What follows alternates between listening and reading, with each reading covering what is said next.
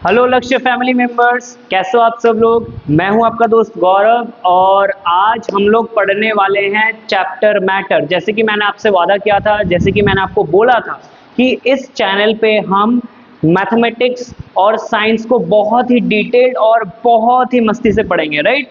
सो पिछले लेक्चर्स में हमने कवर किया है अलजेब्रा, जिसमें हमने अलजेब्राइक एक्सप्रेशंस और कुछ कुछ अलग चीज़ों के बारे में बात किया है। हालांकि उसके बारे में अभी डिस्कस नहीं करेंगे। तो आज हम क्या पढ़ने वाले हैं, आज हम साइंस का first chapter that is matter, इसके बारे में हम लोग डिस्कस करने वाले हैं, राइट। और ये एक ऐसा चैप्टर है जो आप बचपन से पढ़ते हुए आ रहे हो, ठीक है। चाहे कोई सा भी बोर्ड से हो, है ना, सीबीएसई से हो, आईसीएसई से हो, कोई से भी बोर्ड से हो, आप ये चैप्टर बचपन से पढ़ते हुए आ रहे हो, ठीक है। और चलो जल्दी से स्टार्ट करते हैं। और मैं ये कहना चाह रहा हूँ कि मैं पूरी कोशिश करूंगा कि आपको बेसिक से हर एक चीज़ बहुत इजीली समझ में आए, ठीक है। अगर आपको मान के चलो किसी को ये लगता है कि सर मैंने ये चैप्टर अच्छे से नहीं पढ़ा है ना, या फिर किसी भी रीजन की वजह से मैं नहीं पढ़ पाया हूँ, तो मैं इसको एकदम बेसिक लेवल से स्टार्ट करूंगा, ठीक है। अगेन मैं फिर से वही कह देता हूँ कि ये 6, 7, 8, 9 आप किसी भी क्लास में हो, आप बिल्कुल इसको देख सकते हो, ठीक है। ये बहुत बेसिक सा एक चीज है जिसमें आप बेसिकली छोटे छोटे लेवल पे, माइनर लेवल पे आप चीजों को समझेंगे, ठीक है। चलो और टाइम वेस्ट नहीं करते, नहीं तो आप फिर कमेंट बॉक्स में गाली देना स्टार्ट कर दोगे। चलो स्टार्ट करते हैं। सो पहला स्टार्ट करते हैं डेफिनेशन के साथ। व्हाट इज मैटर, ठीक है।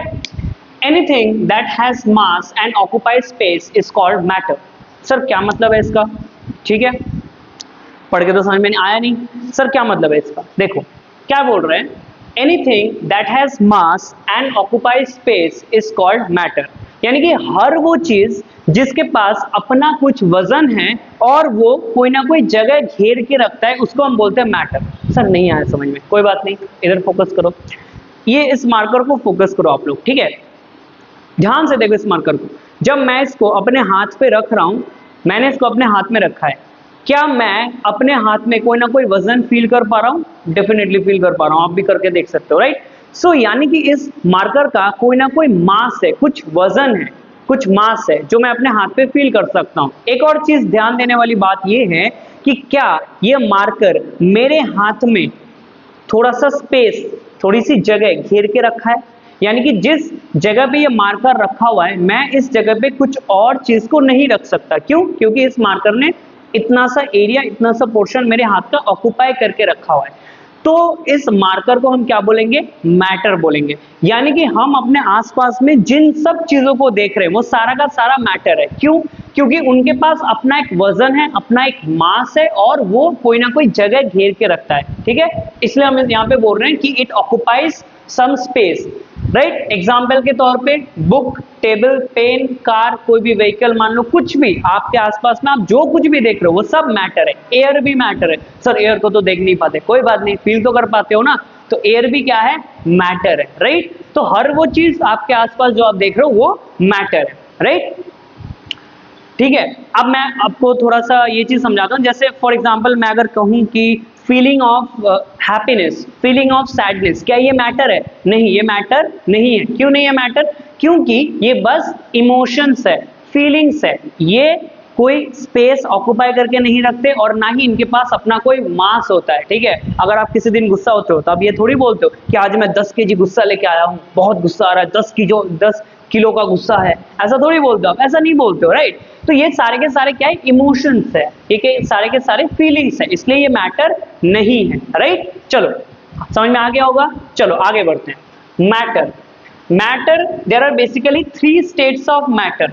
3 स्टेट्स ऑफ मैटर मतलब सॉलिड, लिक्विड, गैस। मैटर के 3 स्टेट होते हैं। कौन कौन से? सॉलिड, लिक्विड और gas. Sir Bose Einstein condensate भी तो होता है। सर प्लाज्मा स्टेट भी तो है। आप गलत पढ़ा रहे हो, आप इनकम्प्लीट पढ़ा रहे हो, तो ऐसे कमेंट मत करना, मुझे पता है, ठीक है। ये बेसिक क्लास है, फर्स्ट क्लास है, हम डिटेल में नहीं जा रहे हैं, हर एक चीज को हम आगे चलते समझेंगे, राइट। तो जो आप बोल रहे हो, अगर आप किसी के दिमाग में ये आ रहा है कि sir plasma state, Bose Einstein condensate, ये सब भी तो होता है, हम आगे चल के पढ़ेंगे वो चीज, ठीक है। डोंट वरी, बेसिक से हमें जो पता है बचपन से कि मैटर के 3 स्टेट होते हैं। कौन कौन से? सॉलिड, लिक्विड और गैस। धीरे धीरे उनके प्रॉपर्टीज के बारे में भी समझेंगे और उनके कैरेक्टरिस्टिक्स के बारे में भी हम समझेंगे, ठीक है। उससे पहले आपको बेसिक सा एक चीज पता होना चाहिए, जिसके बाद आप इनके कैरेक्टरिस्टिक्स को बहुत अच्छे से समझ पाओगे। क्या है वो चीज सर? वो चीज है एटम एंड मॉलिक्यूल्स। सर क्या है ये एटम और मॉलिक्यूल्स? चलो देखते हैं। Matter is made up of atoms and molecules. क्या मतलब है सर? अभी तो आप मैटर के बारे में समझाए, अभी ये कौन सा नया चीज जोड़ रहे हो, एटम्स और मॉलिक्यूल्स? ठीक है, मैं बताता हूं। देखो, मैटर बेसिकली ये क्या है मेरे हाथ में? ये एक मैटर है। इवन मैं क्या हूं? मैं भी एक मैटर हूं। क्यों? मेरा अपना एक मास है और मैं फ्लोर पे कोई ना कोई या फिर एयर पे कोई ना कोई जगह ऑक्यूपाई करके रखा हुआ है, तो मैं भी क्या हूं? मैटर हूं। अच्छा, ये जो मैटर है, ये जो मार्कर है, ये जो मैटर है, ये किससे मिलके बना है? एटम और मॉलिक्यूल। सर एटम और मॉलिक्यूल से बना है मतलब इसके अंदर एटम और मॉलिक्यूल्स हैं? जी हाँ, इसके अंदर एटम्स और मॉलिक्यूल्स हैं। सर दोनों में अंतर क्या है? आप कह रहे हो कि ये जो मार्कर है ये मैटर है, आप कह रहे हो कि ये जो की चेन है, ये जो की है, ये भी एक क्या है? मैटर है। यानी कि ये किससे मिलके बना है? एटम और मॉलिक्यूल से मिलके बना है हर वो चीज, ठीक है। ये बॉक्स देख रहे हो, ये भी मैटर है, ये भी किससे मिलके बना है? एटम और मॉलिक्यूल से। सर ये एटम और मॉलिक्यूल क्या चीज है और इनमें डिफरेंस क्या है समझते हैं, ठीक है। एटम, एटम क्या है? Smallest particle of an element is called atom. Sir अब ये कौन सा नया चीज जोड़ रहे हो आप? समझा रहा हूं, ठीक है, डरना नहीं, राइट। चलो, एटम क्या है? Smallest particle of an element. फिलहाल हम एलिमेंट को कोई भी ऑब्जेक्ट मान सकते हैं फिलहाल के लिए, हालांकि बहुत अलग चीज है, बाद में डिटेल में हम समझेंगे। फॉर आवर अंडरस्टैंडिंग हम, या फिर फॉर इजी अंडरस्टैंडिंग हम क्या समझेंगे? किसी भी ऑब्जेक्ट को आप एलिमेंट मान लो, ठीक है। सो किसी भी ऑब्जेक्ट का सबसे जो छोटा हिस्सा होता है वो होता है एटम। सर क्या मतलब है इसका? देखो, ये मार्कर है, मैंने इसको तोड़ दिया, दो हिस्सों में तोड़ दिया तो ये छोटा हो गया, और तोड़ दिया, 4 टुकड़ों में कर दिया और छोटा हो गया, 8 टुकड़े कर दिए, 16 टुकड़े कर दिए, फिर हथौड़े से मारा, मैं इसको तोड़ता गया, राइट। तोड़ते तोड़ते एक टाइम ऐसा आ जाएगा, ब्रेक डाउन करते करते एक टाइम ऐसा आ जाएगा जब मैं इस मार्कर को या फिर जो सबसे छोटा वो हिस्सा होगा उसको और तोड़ नहीं पाऊंगा। वो चीज क्या है? एटम है। Atom is the smallest particle of an element. सबसे छोटा हिस्सा, यानी कि इस मार्कर का सबसे जो छोटा हिस्सा होगा that will be known as atom. Clear? कोई भी चीज हो सकता है, वो जरूरी नहीं कि मार्कर, आप किसी भी चीज को ले लो, आप ये पेन ले लो, ये पेन ले लो, कोई भी बुक ले लो, ठीक है, कोई भी चीज ले लो, हर चीज का, हर ऑब्जेक्ट का सबसे जो छोटा हिस्सा है उस चीज को हम बोलते हैं एटम। यानी कि ये पेन बहुत सारे एटम से मिलकर बना है, राइट। ये पेन बहुत सारे एटम्स मिलकर बना है। अच्छा, एटम्स जो होते हैं ना वो बहुत ही छोटे साइज के होते हैं, बहुत ही छोटे, इतने छोटे कि आप देख भी नहीं सकते उनको, राइट। उसके लिए अलग से आपको माइक्रोस्कोप चाहिए या फिर इलेक्ट्रॉन माइक्रोस्कोप चाहिए आपको देखने के लिए। Atom is the smallest particle of an element, और वो बहुत छोटा है होता है, उसकी जो साइज है वो हमें दिखती भी नहीं है, वो इतना छोटा है, राइट। समझ में आया? तो ये पॉइंट क्लियर हुआ। Smallest particle of an element, किसी भी ऑब्जेक्ट का सबसे जो छोटा हिस्सा होता है उसको हम बोलते हैं एटम, राइट। अच्छा, एक और चीज यहां पे दिया गया है, क्या है? मे और may not exist independently. Sir इसका क्या मतलब है? अब क्या पढ़ा रहे हो सर? तब से एटम के बारे में बोल रहे हो, मॉलिक्यूल के बारे में बोल रहे हो, एलिमेंट क्या सब बोल रहे हो, एग्जिस्ट इंडिपेंडेंटली, भारी भरकम वर्ड्स यूज कर रहे हो। डरना नहीं है, एज आई से डरो मत, मैं इसको बहुत इजी लैंग्वेज में बहुत इजीली मैं इसको समझाऊंगा, राइट। ये पॉइंट को मैं आगे चल के बता रहा हूँ, राइट। पहले मॉलिक्यूल के बारे में समझ लेते हैं। एटम के बारे में आपने समझ लिया, एटम क्या है? किसी भी ऑब्जेक्ट का सबसे छोटा हिस्सा, सबसे स्मॉलेस्ट पार्टिकल, उसको हम क्या बोलते हैं? एटम बोलते हैं। तो सर मॉलिक्यूल क्या है? सर मॉलिक्यूल इज 2 और more atoms combined to form molecule. फिलहाल के लिए हम क्या समझ सकते हैं कि जब 2 या 2 से ज्यादा एटम आपस में दोस्ती कर लेते हैं, कंबाइन कर लेते हैं, उसको हम क्या बोलते हैं? मॉलिक्यूल बोलते हैं। क्या बोलते हैं? मॉलिक्यूल, ठीक है। जैसे मान के चलो, मैंने आपको एक नाम दिया एटम, आपके दोस्त को नाम दिया एटम, आप दोनों ने दोस्ती कर ली, ठीक है। आप मान के चलो स्कूल गए, पहला दिन है, याद करो, पहला दिन है, first day of your school, आप गए स्कूल में, आप अनजान, आपके साथ बाकी लोग भी सब एक दूसरे से अनजान है, तो आपने जाके वहां से किसी के साथ आपने दोस्ती कर ली, क्या कर ली? फ्रेंडशिप कर लिया। तो अब मैं आपको एक एटम बुला रहा हूं, किसी और को मान के चलो आपका नाम, चलते आपका नाम है राज और दूसरे का नाम है सौरभ। तो राज को मैंने बुलाया एटम, सौरभ को बुलाया मैंने एटम। जब दोनों ने दोस्ती कर ली, कंबाइन कर लिया, एक साथ बैठने लगे, अब हम इनको क्या बोलेंगे? मॉलिक्यूल बोलेंगे, राइट। दैट इज टू और more atoms combine to form molecule. ठीक है, दो या दो से ज्यादा एटम आपस में कंबाइन करके क्या बनाते हैं, मॉलिक्यूल बनाते हैं। तो बेसिक डिफरेंस क्लियर हो गया एटम और मॉलिक्यूल्स का। मैं लास्ट बार बता देता हूं फिर से कि एटम क्या है, smallest particle of an element, किसी भी एलिमेंट का सबसे छोटा हिस्सा, उसको हम बोलते हैं एटम। और मॉलिक्यूल क्या है, मॉलिक्यूल इज टू और more atoms combined to form molecule, यानी कि दो या दो से ज्यादा एटम्स आपस में जुड़ के क्या बनाते हैं, मॉलिक्यूल बनाते हैं। राइट, यहाँ पे भी एक ध्यान देने वाली बात है, इसको मैं आगे चल के आपको बताऊंगा, that is molecule can exist independently. ठीक है, तो एटम में हमने क्या पढ़ा, एटम इंडिपेंडेंटली एग्जिस्ट कर भी सकता है, नहीं भी कर सकता है, लेकिन व्हाट अबाउट मॉलिक्यूल, यहाँ पे क्या कहा जा रहा है कि मॉलिक्यूल कैन एग्जिस्ट इंडिपेंडेंटली। अब सर इसका मतलब क्या, ये एग्जिस्ट इंडिपेंडेंटली कुछ जमा नहीं सर, ये तो आप समझा नहीं रहे हो, तब से आप एक ही चीज को बार बार बोल रहे हो। देखो बार बार बोलने का रीजन ये है कि अगर किसी को अभी भी समझ में नहीं आया हो या फिर कोई क्लैरिफिकेशन की जरूरत हो, इसलिए मैं बार बार रिपीट कर देता हूँ। राइट, तो अभी हम लोग समझेंगे अबाउट ये दोनों स्टेटमेंट्स। ठीक है, मैं पॉज करके मैं आपको रब करके बताता हूं।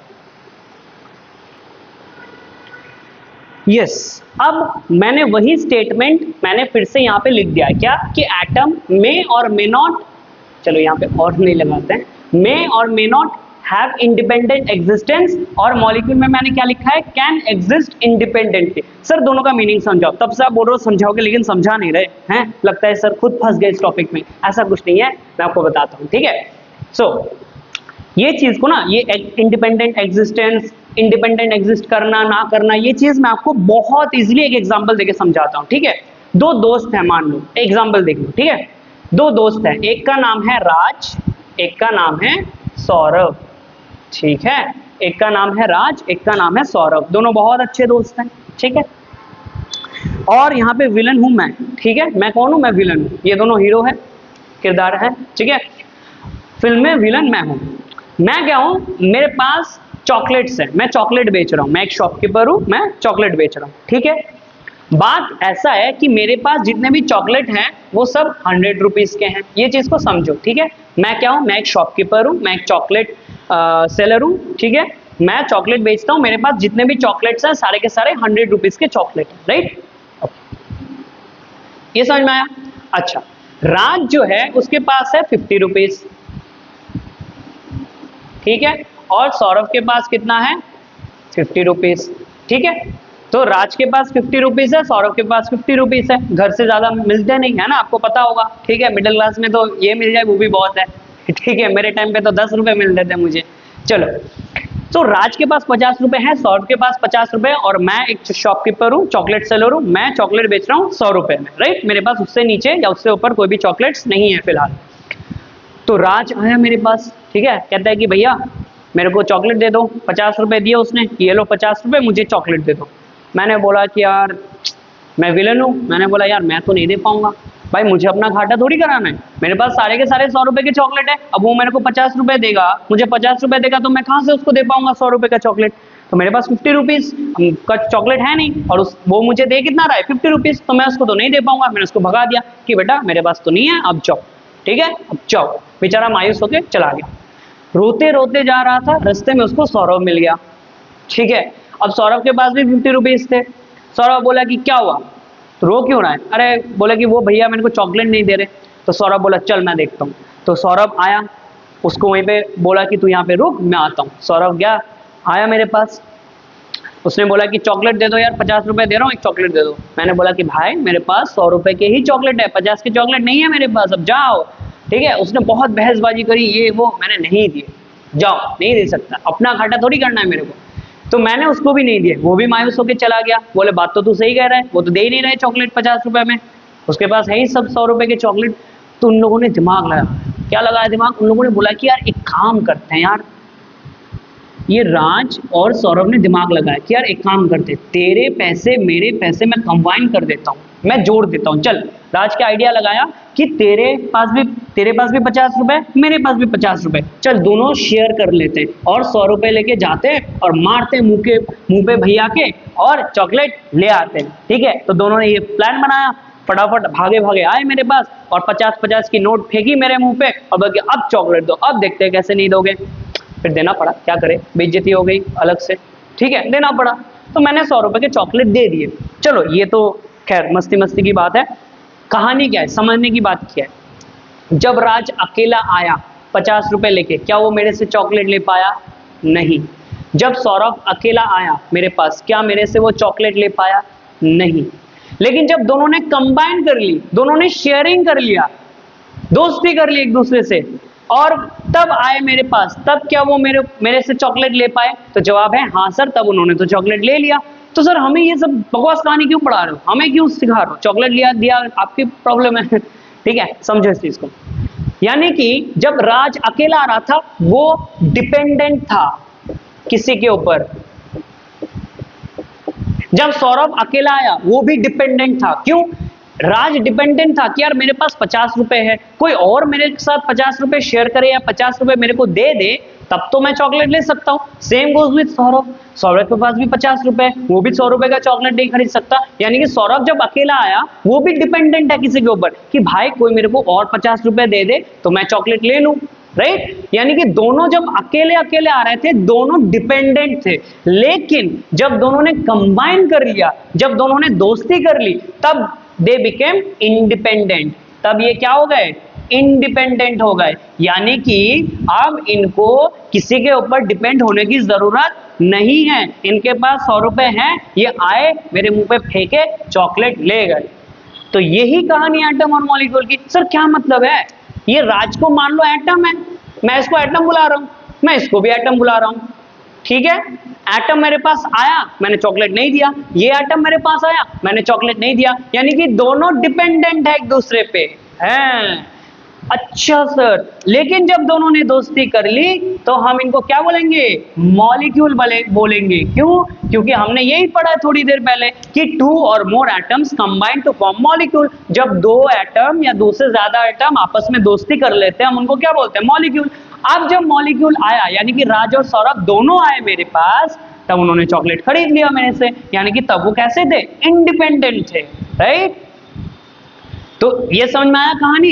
इसीलिए मैंने लिखा है कि एटम के पास इंडिपेंडेंट एग्जिस्टेंस हो सकती है, नहीं भी हो सकती है। मतलब कि हो सकता था राज के पास 100 रुपए हो, जनरली नहीं होता, ठीक है, इतना पैसा थोड़ी होता है, जनरली तो नहीं होता है। तो इसीलिए मे और may not have independent existence, यानी कि अकेला इंडिपेंडेंटली एग्जिस्ट कर भी सकता है, नहीं भी कर सकता है। लेकिन मॉलिक्यूल का हमेशा इंडिपेंडेंट एग्जिस्टेंस होता है, यानी कि मॉलिक्यूल कैन एग्जिस्ट इंडिपेंडेंटली।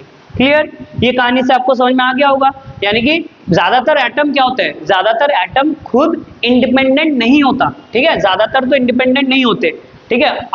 आपको पता है कि नहीं पता है, नोबेल गैस का बात अलग है, they have stable electronic configuration, इसलिए वो इंडिपेंडेंट है, वो बात की बात है, ठीक है। जिनको पता है बहुत अच्छी बात है, जिनको नहीं पता है अभी स्किप कर दो, अभी आपके इंपॉर्टेंट चीज नहीं है, अभी जो पढ़ा रहा हूं उस पर ध्यान दो, ठीक है। तो एटम ज्यादातर क्या होते हैं? इंडिपेंडेंट होते हैं। क्यों? क्योंकि ज्यादातर लोगों के पास खर्चा पानी होता ही नहीं है अपना, ठीक है, ठीक है। मम्मी पापा ऐसे ही भरोसा करके उनको नहीं देते, पता चले 100 रुपए दिए, 100 रुपए का पूरा खा के आ गया, उसमें ट्रांसपोर्टेशन का खर्चा था वो ऐड किया ही नहीं, 100 रुपए पूरा का पूरा खा के ठूस के आ गया, तो इसलिए हमेशा कमी रहती है। तो इसलिए ज्यादातर एटम, ज्यादातर दोस्त क्या होते हैं? सिंगल सिंगल जब होते हैं, सिंगल सिंगल मतलब वो वाले नहीं सिंगल सिंगल मतलब जब अकेले रहते हैं, अकेले आया वो हुआ, तो तब ज्यादातर एटम्स क्या होते हैं? इंडिपेंडेंट एग्जिस्टेंस नहीं होती है उनकी। लेकिन जब मॉलिक्यूल बन जाते हैं, यानी कि जब दोस्ती कर लेते हैं एक दूसरे से, 2 और एटम आपस में दोस्ती कर लेते हैं, तब इनके पास इंडिपेंडेंट एग्जिस्टेंस होता है। क्लियर हुआ? तो ये बेसिक डेफिनेशन था एटम और मॉलिक्यूल का। आपके मैटर के बारे में मैंने आपको बताया, और ये मैंने आपको क्या बताया, ये जो स्टेटमेंट है, देखो बहुत छोटी सी चीज है बट डीपली बच्चे शायद नहीं समझ पाते, तो मैंने बहुत इजी सा एक एग्जांपल कंसिडर किया है ताकि आपको समझ में आए, राइट। सो आप, आई होप आपको समझ में आ गया होगा, ठीक है। तो लेक्चर भी बहुत लंबा हो गया होगा, ठीक है। जल्दी से नेक्स्ट लेक्चर में हम मिलेंगे जिसमें हम सॉलिड लिक्विड गैस के कैरेक्टरिस्टिक्स के बारे में बात करेंगे, काइनेटिक थ्योरी ऑफ गैसेस के बारे में बात करेंगे, which is very very important, exam point of view से बहुत इंपॉर्टेंट है, उसमें से क्वेश्चन डेफिनेटली आते हैं। एंड लास्टली हम क्या बात करेंगे? Change of state of matter के बारे में, राइट। तो ये एक बेसिकली डेमो क्लास था आप लोगों के लिए, ठीक है, जहां पे मैंने आपको बेसिक, एकदम बेसिक लेवल से पढ़ाया कि मैटर क्या है और उसके बेसिक चीजें बताई हैं, राइट। आगे चल के हम और डीपली चीजों को समझेंगे, राइट। तो आपका काम क्या है? आपका काम है फीडबैक देना। ना ही मैं आपको बोलूंगा आप मेरे चैनल को सब्सक्राइब करो, ना ही मैं बोलूंगा कि आप लाइक करो, ना ही मैं कुछ बोलूंगा। आपको जो सही लगे आप करो, डिसलाइक करना है वो भी करो, कमेंट में गंदे गंदे कुछ लिखना है वो भी लिखो, कोई दिक्कत नहीं है। बट अगर आपको ऑनेस्टली अच्छा लगा, अब आप कमेंट में बता सकते हो कि नहीं सर जेन्युइनली हमें समझ में आया। ठीक है, चलो बाय बाय देन लक्ष्य फैमिली मेंबर्स। ठीक है, मिलते हैं नेक्स्ट वीडियो पे, चलो बाय बाय।